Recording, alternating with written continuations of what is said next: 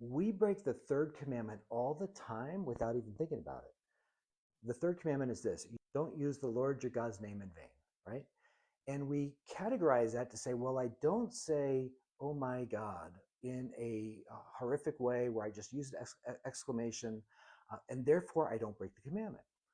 And while that's good, because using God's name that way is just to be flippant, to grab it out of the air and to make a mockery of it, to say, I'm not really being reverent.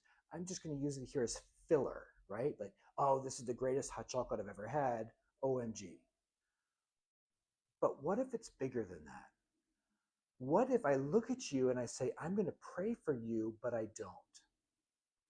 At that moment, I've cloaked myself in God's name to say, I am religious and holy. I am God's representative. I'm going to pray for you.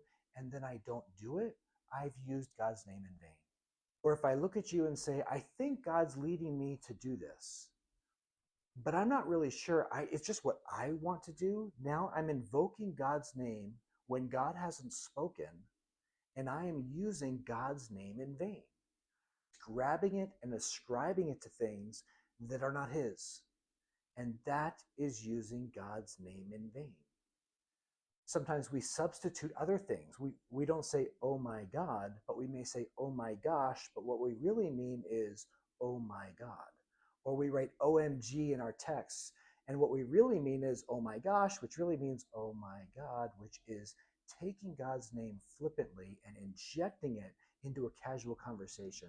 And that's using God's name in vain. We've got to be very careful if we want to honor this commandment to think of it more broadly than we typically do.